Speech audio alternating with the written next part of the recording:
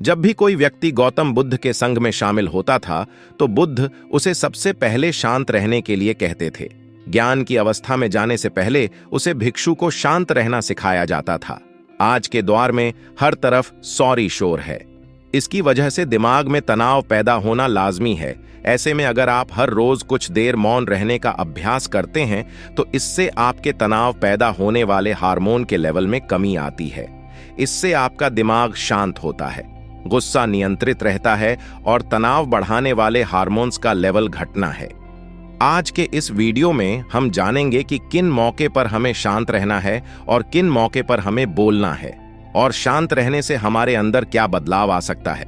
दोस्तों, आगे बढ़ने से पहले अगर अभी तक आपने हमारे चैनल को सब्सक्राइब नहीं किया है तो ऐसे अच्छे वीडियो के लिए सब्सक्राइब करना बिल्कुल ना भूले। संध्या काल का समय था।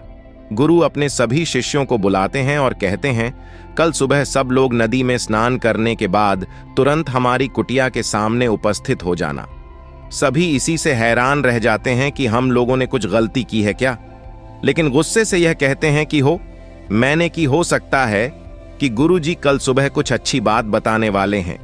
सब लोग रात को सही समय पर सो जाते हैं और सुबह उठकर सभी लोग नदी में स्नान करने के बाद वापस गुरुजी के सामने उपस्थित हो जाते हैं। गुरु कहते हैं, आज हम तुम सबको चुप रहने के फायदे के बारे में बताऊंगा। गुरु कहते हैं 10 मौके जहां पर चुप रहने से होता है लाभ और बोलने से नुकसान। गुरु कहते हैं, अगर आप इन 10 मौके पर शांत हो गए यानी मौन हो गए तो आप जो चाहेंगे वही मिल जाएगा। आपकी जिंदगी में चमत्कारिक बदलाव शुरू हो जाएंगे।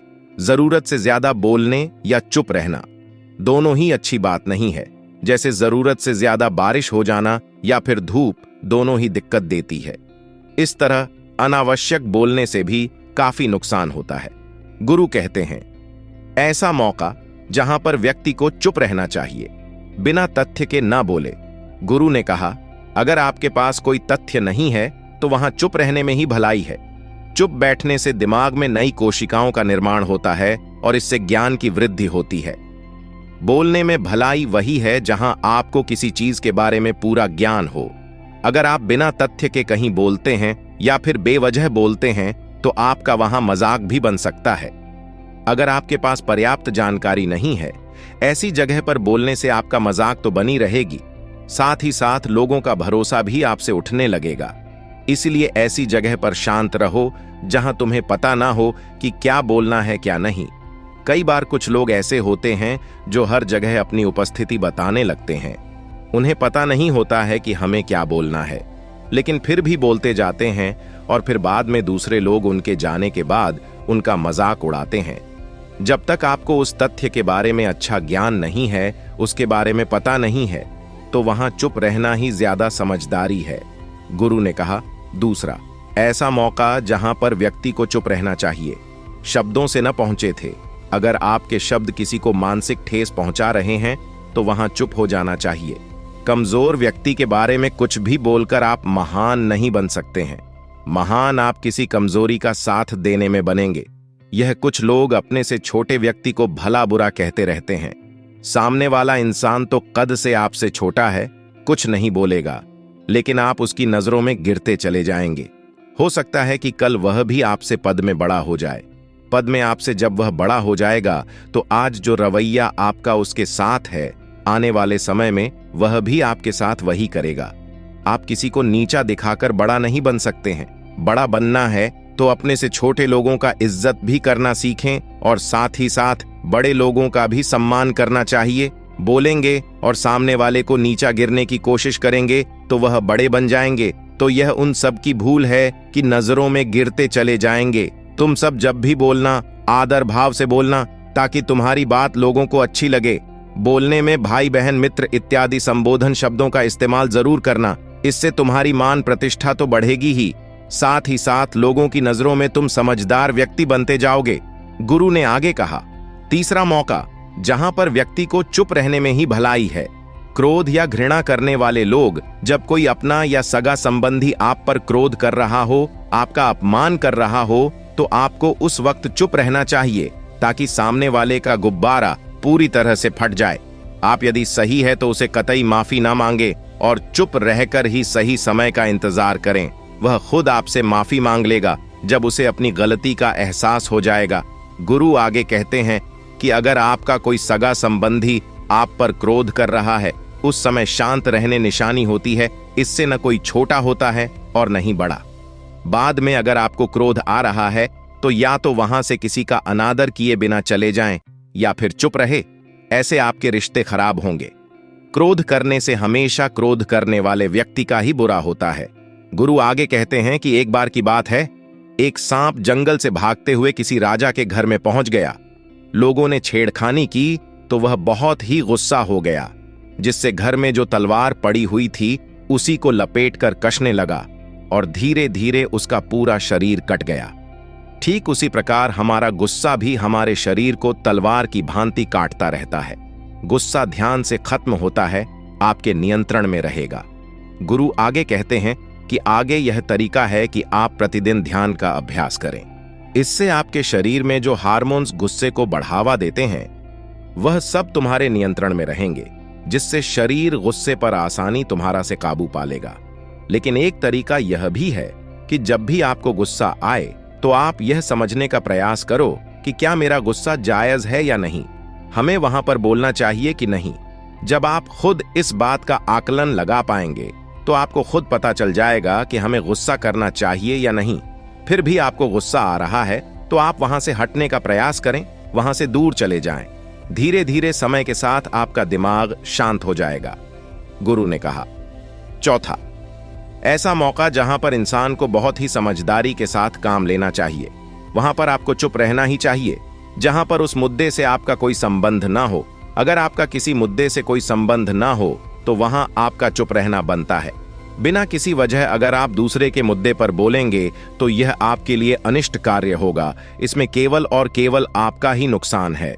जब आप किसी भी दो लोगों के बीच हो रहे विवाद में टांग ना डालें, अगर सामने वाला आपको बुला रहा है अपना झगड़ा शांत करवाने के लिए तो ही आप वहां पर जाएं।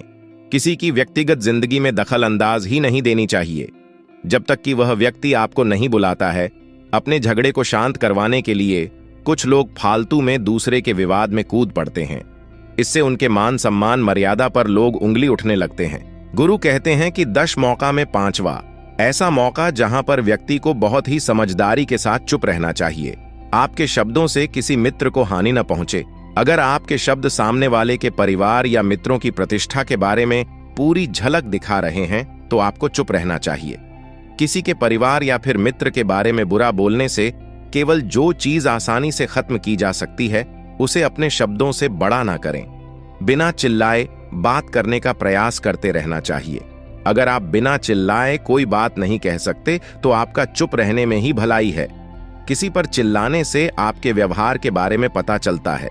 ज्यादा बोलने से चीज हमेशा खराबी होती है। कई बार कुछ रिश्ते ज्यादा तेज बोलने की वजह से टूट जाते हैं। इसलिए अपनी आवाज में मीठापन लाए। आपके शब्दों से आपके दोस्त को हानि नहीं पहुंचनी चाहिए। कभी कभी दोस्तों के जब हम मजाक बना रहे कि आपके शब्दों से किसी का अनादर ना हो, मजाक को भी हमेशा शब्दों के मायने में ही रखें। जहां किसी को शब्दों से चोट लगे वहां चुप हो जाए। तब बोलने से हमेशा नुकसान ही होता है। किसी और की प्रतिष्ठा को अपने शब्दों के माध्यम से उसे हानि नहीं पहुंचानी चाहिए। यदि आपके शब्दों से किसी और की प्रतिष्ठा को ठेस पहुंच रही है तो वहां आपको चुप हो जाना चाहिए। जब कोई व्यक्ति आपके सामने नहीं है तो आप उस व्यक्ति के बारे में बुरे शब्द किसी तीसरे व्यक्ति के सामने ना बोले। गुरु कहते हैं, छठा मौका, कोई कर रहा हो किसी की बुराई। जब कोई आदमी आपके सामने किसी तीसरे आदमी की बुराई कर रहा हो तब तुम्हें चुप रहकर बस सुनना चाहिए। अपनी राय व्यक्त नहीं करना चाहिए, क्योंकि जो आज आपके सामने किसी तीसरे की बुराई कर रहा है वह कल किसी और के सामने आपकी बुराई भी कर सकता है।